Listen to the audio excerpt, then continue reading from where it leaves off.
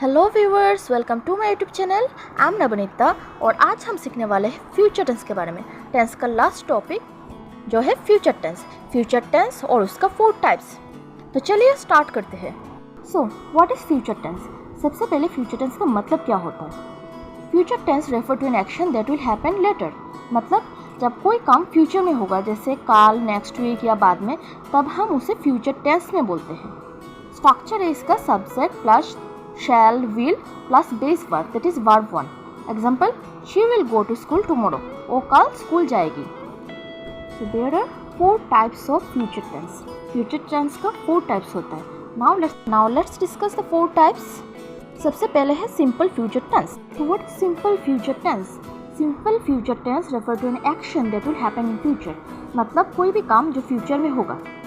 Simple future tense है कोई भी काम जो फ्यूचर में होगा और उसका स्ट्रक्चर है subject plus shall, will plus base form of verb. Base form of verb you know, verb 1। Example, he will go to school tomorrow, वो कल स्कूल जाएगा। She will call you later, वो तुम्हें बाद में कॉल करेगा।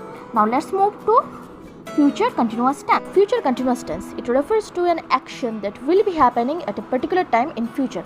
मतलब क्या है? जब फ्यूचर में कोई काम एक पर्टिकुलर टाइम पे चल रहा होगा, ओके। और इसका structure subject plus will be plus shall be plus verb 1 plus ing। Example, he will be studying at 9 PM। They will be playing cricket tomorrow evening. समझ में आया? मतलब यहाँ पर जो क्या बोल रहे हैं, फ्यूचर कंटिन्यूअस टेंस कोई भी काम फ्यूचर में कंटिन्यू होगा एक पर्टिकुलर टाइम पर। Is it clear to you? He will be studying at 9 PM। वो 9 PM पर क्या करेगा? स्टडी करेगा, पढ़ाई करेगा। Then they will be playing cricket tomorrow evening. उन लोग क्या करेंगे? टुमारो इवनिंग क्रिकेट खेलेंगे इवनिंग पर। Okay, now let's move to future perfect tense. Now let's talk about future perfect tense. Future perfect tense, what is future perfect tense? It refer to an action that will be finished before a certain time in future. मतलब क्या है इसका? जब future में कोई काम किसी समय से पहले कंप्लीट हो चुका होगा, उसको बोलते हैं future perfect tense. Structure subject plus shall, will, have, इसमें हैव लगता है, okay, plus past participle. Past participle means third form of verb, verb का third form. You can simply say verb 3।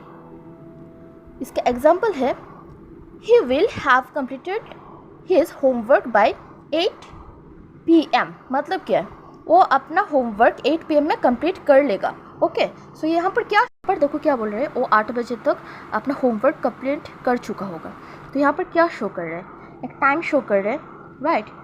क्या बोला यहाँ पर? Will be finished. उसका जो वर्क है वो टाइम के अंदर, उस सर्टेन टाइम के अंदर क्या हो जाएगा? फिनिश्ड हो जाएगा, ओके।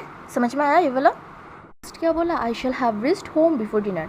मैं डिनर से पहले घर पहुँच जाऊँगी।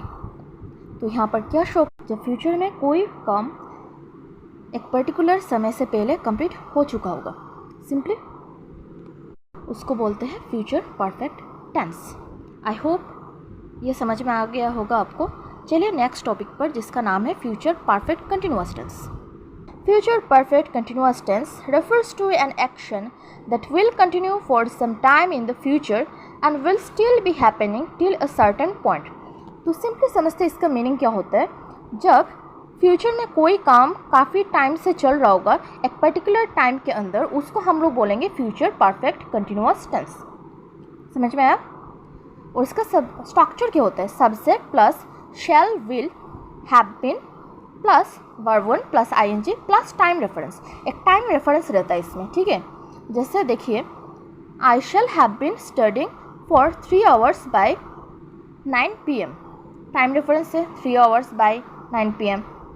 Then next, she will have been working here for 5 years next month. So you can see the time reference here.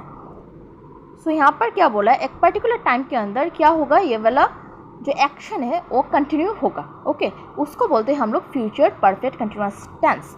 I hope you got it, understood, right? अगर कोई डाउट है तो आप कमेंट सेक्शन में बोल सकते हैं।